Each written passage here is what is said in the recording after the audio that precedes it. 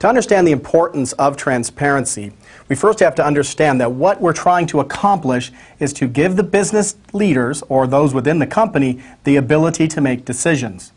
But when they go to make those decisions, they not only have to have the current data, but they need to have historical data as well as information about the risk involved with those decisions. If we take a sample here of a company with manufacturing, finance, sales, we know that these different divisions within the company are going to provide different pieces of information and feed them up so that business leaders, again, can make those decisions. At the same time, we know that this is not only going to be, let's say, for one portion of the world in the Americas, but what about operations they have in Europe or Asia Pacific region?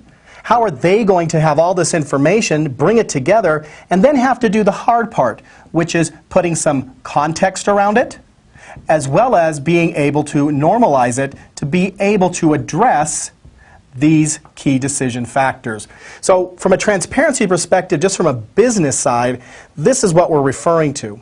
But now, let's take a look at what we mean when we refer to transparency when it comes to the IT side of the house. The business, as the business leaders and individuals, need to understand what is happening within IT, and vice versa. IT needs to understand what's happening within the business.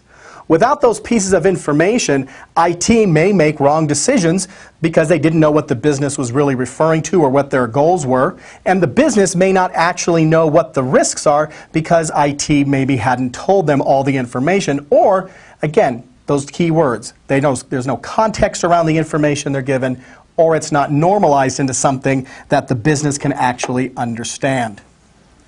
Here's an example of where this could actually be implemented when it comes to Novell solutions. If we think about our networks and this enterprise systems that we use, we have a lot of data flowing across the wire. And if you've looked at things such as the SEIM, ChalkTalks, or log management, we know that we have all this data, and we're going to be looking at various events that have taken place on the wire. Now, an event within itself doesn't necessarily mean anything, because I now have to understand, well, what is the event, who is doing it, possibly maybe infer some kind of why, and then of course also be able to take that information and decide, is it normal? Now, how do I do that? Well, I have to look at what happened and then look again at historical data over time to make a decision. Then I need to report on any action or take some actions, if necessary, to actually deal with that event, if it's necessary. Now, this is something, as we look at it, you might think, well, that's what IT does. But now the transparency factor comes in, that I want to be able to take this information and I need to expose this or make it visible, thereby creating transparency to business leaders, so that they're understanding what's really happening within their environment.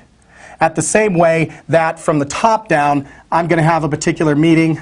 We've got the business leaders over here sitting around. They're making decisions. Those decisions need to also flow down to IT in order for them to be able to make the appropriate decisions based upon business factors, not just the latest, coolest things.